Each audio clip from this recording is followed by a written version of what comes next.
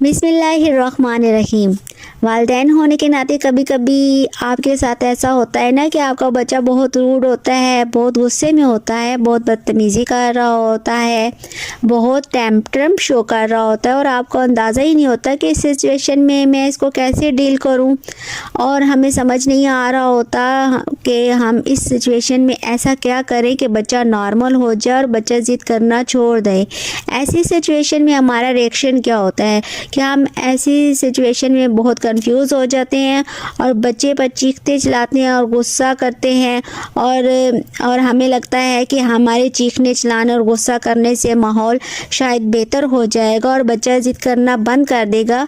बाज़ वालिदैन इस तरह की सिचुएशन में बच्चे पर हाथ उठाते हैं, बच्चे को मारते हैं। बच्चे का ज़िद्दीपन और रूडनेस शो करने की वजह क्या होती है, क्यों बच्चा ज़िद्दी और रूड होता है, आज इसी टॉपिक पर हम बात करेंगे और इसकी बेसिक रीज़न क्या है और किस तरह वालिदैन इसको ठीक कर सकते हैं या ख़त्म कर सकते हैं। 3 बहुत आसान तरीके आपको बताऊंगी जो आप फॉलो करेंगे तो आपको बहुत फ़ायदा होगा। क्योंकि ज़िद्दी होने के हवाले से मैं एक वीडियो ऑलरेडी अपलोड कर चुकी हूँ। इस वीडियो में बच्चे की ज़िद्दपन और रूडनेस को डील करने के लिए मैं 3 ऑथेंटिक और न्यू आइडियाज़ लेकर आई हूँ जिससे आपको बहुत फ़ायदा होगा और इंशाल्लाह आपको इसकी सही से समझ आएगी कि हमारे बच्चे ऐसा क्यों करते हैं, हम उनको इस सिचुएशन में कैसे डील करें। तो आज के वीडियो का आगाज़ करते हैं। अस्सलामु अलैकुम वरहमतुल्लाहि बरकातुहू। उम्मीद है कि आप सब खैरियत से होंगे और अल्लाह पाक का लाख लाख शुक्र है मैं बिल्कुल ठीक हूँ। चलते हैं टॉपिक की तरफ। देखें, बच्चों के बारे में इल्मी नफ्सियात भी हमें यही बताती है कि बच्चों में रूडनेस की जो सबसे बड़ी वजह है ना, जब बच्चे अपने इमोशंस को रेगुलेट नहीं कर पाते। मैं आपको रूडनेस का मतलब भी क्लियर कर दूं। रूडनेस का मतलब होता है रूखापन या लेक ऑफ मैनर्स। जब बच्चे को मैनर्स का नहीं पता होता और उसे नहीं पता कि उसने कहाँ पे कैसे बिहेव करना है तो वो रूड होता है। और रूडनेस की जो बेसिक वजह बच्चों के अंदर यही होती है कि वो अपने अंदर के इमोशंस को एक्सप्रेस नहीं कर पाते। आपको पता है कि हमारे अंदर 700 से ज़्यादा इमोशंस और जज्बात हैं। मैं आपसे पूछूं तो हमें 5-6 के ही नाम आएंगे। हंसना, रोना, गुस्सा करना, खुश होना, नाराज़ होना वगैरह वगैरह, ये सारे हमारे जज्बात हैं। तो इंसान के अंदर 700 से भी ज़्यादा जज्बात हैं और जब बच्चा इन इमोशंस को फील करता है तो उसके पास कैबलरी नहीं होती, कि उसे पता नहीं होता कि मैं अपने जज्बात और इमोशंस को किस तरह एक्सप्रेस करूं, मैं क्या फ़ील कर रहा हूं। और फिर वो रूड होता है। उसके वो जज्बात जो अनप्रोसेस इमोशंस होते हैं वो उसके बिहेवियर में कन्वर्ट हो जाते हैं। चाइल्ड साइकोलॉजी भी हमें यही बताती है कि तमाम इमोशंस को रेगुलेट करने वाला दिमाग का वो पार्ट जिसे प्योर फ्रंटल कॉर्टेक्स कहते हैं, यानी माथे के सामने का हिस्सा, उसका एक काम ये भी होता है कि वो जज्बात को रेगुलेट करता है। दिमाग के इस पार्ट को डेवलप होते 12 साल और बाज़ केसेस में तो 20 साल लग जाते हैं। यानी बच्चों के इस एज में, यानी 12 से 20 साल की उम्र में ये हिस्सा मुकम्मल तौर पर डेवलप होता है। बच्चों के जज्बात को रेगुलेट और एक्सप्रेस करने में उनकी मदद करता है। तो जो अर्ली एज के बच्चे होते हैं, 12 साल से पहले के जो बच्चे होते हैं ना, वो ज़्यादा ज़िद्दी होते हैं, रूड होते हैं, बदतमीज़ी भी बहुत करते हैं। उनके अंदर दिमाग का ये पार्ट तो डेवलप ही नहीं होता। तो एक चीज़ जो बच्चों में डेवलप ही नहीं होती, तो इसी वजह से ये इशू भी होते हैं। और 12 साल के बाद बच्चा ज़रा समझदार हो जाता है क्योंकि इसके दिमाग का ये हिस्सा बन चुका होता है। इस वजह से बड़े बच्चों में रूडनेस और गुस्सा करने के इशू कम होते हैं।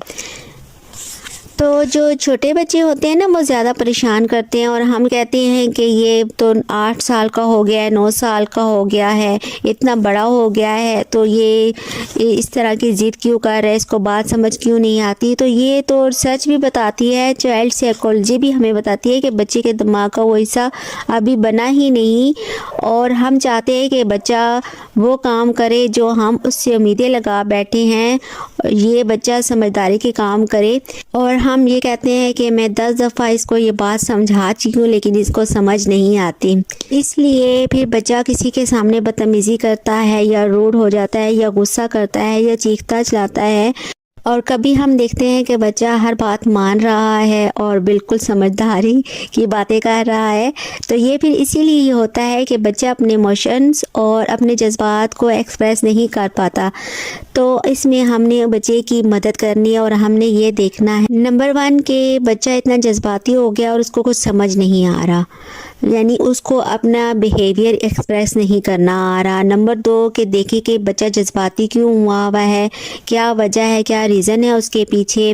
بعض ٹائم ایسا ہوتا ہے کہ بچے تھک جاتے ہیں، ایک ریگولر ہماری روٹین بچوں کی چل رہی ہوتی ہے، اسکولس، پارا، ٹیوشن، جس کی وجہ سے بچہ تھک جاتا ہے اور وہ چڑچڑا ہو جاتا ہے، اور جب وہ پھر غصہ کرتا ہے یا پھر ایسے بیہیو کرتا ہے تو ہم اس والدین اس چیز کو سمجھ رہے ہوتے ہیں کہ بچہ بدتمیزی کر رہا ہے، پھر وہی حرکتیں کر رہا ہے جس کو ہم نے اس کو اتنی بار سمجھایا ہے کہ آپ نے ایسا نہیں کرنا۔ تیسری وجہ یہ ہو سکتی ہے کہ بچے کا اوور اسٹیمولیشن ہونا، یہ اسٹیمولیشن اسکرین کی بھی ہو سکتی ہے، یعنی بہت زیادہ ٹائم سے وہ ٹی وی دیکھ رہا ہے یا موبائل یوز کر رہا ہے، یا شوگر کی انٹیک، یعنی بچے بہت زیادہ کرتے ہیں، بسکٹ، چاکلیٹس، کولڈ ڈرنکس وغیرہ بہت شوق سے کھاتے ہیں، پیزا، اس طرح کی کاربوہائیڈریٹ چیزیں بھی بچے بڑے شوق سے کھا رہے ہوتے ہیں۔ ان کارب میں نا شوگر بہت زیادہ ہوتی ہے، اور ہائی شوگر انٹیک کی وجہ سے نا بچے کی برین میں اوور سیلولیشن ہو رہی ہوتی ہے، جس کی وجہ سے وہ روڈ ہوتے ہیں اور بچے کا بیہیویئر بھی بہت جارانہ ہو جاتا ہے۔ والدین اس چیز کو سمجھتے نہیں ہیں، حالانکہ اس چیز کو سمجھنا چاہیے۔ ظاہر ہے جو ہم بچوں کو دکھا رہے ہیں یا کھلا رہے ہیں تو اس کا ری ایکشن بھی باڈی میں آئے گا، اور جب ری ایکشن آتا ہے تو ہم یہ بھول جاتے ہیں کہ ہم نے بچے کو کھلایا پلایا کیا ہے یا بچہ دیکھ کیا رہا ہے، اور جب بچے کا بیہیویئر بدتمیزی والا ہو جاتا ہے اور بس والدین کو یہی نظر آتا ہے کہ بچہ بدتمیز ہو گیا ہے اور وہ بچے کو مارتے ہیں، ڈانٹتے ہیں، اور یہ رویہ بچوں کے لیے انتہائی خطرناک اور ہارمفل ہو سکتا ہے۔ اب ایسی صورت میں ہی بچوں کی نا بیسک ٹریننگ کا آغاز ہوتا ہے کہ آپ نے کرنا کیا ہے۔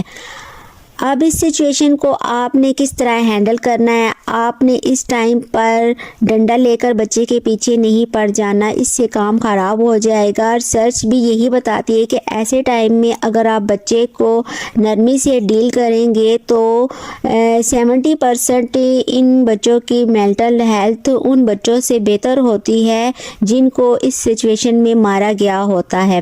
اب میں آپ کو 3 ٹرکس بتاؤں گی کہ آپ نے ایسی سچویشن میں کرنا کیا ہے۔ آپ کو یہ تو پتہ چل گیا کہ روڈنس کیا ہوتی ہے اور روڈ ہونے پر بچوں کو مارنے سے کیا اثر ہوتا ہے۔ اب یہ دیکھنا ہے کہ ایسی سچویشن میں ہم نے کرنا کیا ہے۔ پہلا یہ کہ آپ نے جب بچہ غصے میں ہو، بدتمیزی کر رہا ہو تو آپ نے خاموش رہنا ہے، مطلب کہ آپ نے 1-2 منٹ آپ نے خاموش رہنا ہے۔ فار ایگزامپل اگر بچہ بہت چیخ رہا ہے تو آپ اسے تھوڑی دیر چیخنے دیں، بولنے دیں، اس کے جذبات کو باہر نکلنے دیں۔ اب اتنے میں آپ کو چانس ملے گا، یہ تھوڑا سا جو ٹائم آپ کو ملے گا 1 سے 2 منٹ، تو آپ نے اس میں خود کو کول کریں، سانس لیں، ڈیپ بریتھنگ کر لیں۔ اب آپ جو رسپانس دیں گے نا وہ رسپانس آپ کے کنٹرول میں ہوگا، اور اگر آپ ایسا نہیں کریں گے، خاموش نہیں ہوں گے، خود کو پوز نہیں کریں گے 1-2 منٹ کے لیے، تو آپ بچے پر جھپٹ پڑیں گے۔ یوزلی جو والدین کرتے ہیں سکون سے سننا ہے، اس کے بعد آپ نے دوسرا ری ایکشن کیا ہے آپ کا کہ آپ نے ایکسیپٹ کرنا ہے۔ آپ نے بچے سے کہنا ہے کہ میں جانتی ہوں کہ آپ پریشان ہیں۔ ایسے الفاظ استعمال کر کے آپ بچے سے خود کو کنیکٹ کریں گے، تبھی بچہ آپ کو اپنی بات بتا سکے گا۔ ایسے آپ نے بولنا ہے جی، یس، یا پھر آپ نے کہنا کہ ہاں میں سن رہی ہوں یا میں آپ کی بات کو سمجھ سکتی ہوں۔ پھر اس کے بعد آپ نے بچے سے پوچھنا ہے کہ آخر اس کی روڈ ہونے کی، غصہ کرنے کی یا چیخنے چلانے کی وجہ کیا ہے۔ کہیں وہ بھوکا تو نہیں، اسے بھوک تو نہیں لگی، یا اس کے علاوہ کوئی اور مسئلہ تو تو نہیں, اس کے ساتھ ساتھ آپ نے بچے کے ساتھ فزیکل ٹچ ڈیولپ کرنا ہے, یعنی اس کے سر پر ہاتھ پھیرنا ہے, اس کے کندھے پر ہاتھ رکھنا ہے. پھر آپ نے اس سے مسئلہ پوچھنا ہے. جب آپ بچے کو پیار سے ٹچ کرتے ہیں نا, تو ہاتھ لگاتے ہیں, تو بچے کے برین میں ایک ہارمونز ہوتا ہے آکسی ٹوکسن, وہ ریلیز ہوتا ہے, وہ خوشی کا ہارمونز ہوتا ہے. تو یہ ہارمون نا بچے کے جذبات اور ایموشنز کو ریگولیٹ کرنے میں مدد دیتا ہے. آپ خود سے پوچھیں کہ آپ نے اپنے بچوں کو کتنی بار گلے لگایا اور ان کے سر پر ہاتھ پھیرا, اور کتنی بار ان کو چوما یا ان کے کندھے کو تھپکایا ہوگا. تو چھوٹے بچوں کے ساتھ تو ہم اس طرح کرتے ہیں, لیکن جب بچے تھوڑے سے بڑے ہو جاتے ہیں, 9 سال کے, 10 سال کے, 12 سال کے, تو ہم ان چیزوں کو اوائڈ کرنے لگتے ہیں. تو آپ نے ایسا نہیں کرنا, بچے کے ساتھ ٹچ ضرور رکھنا ہے.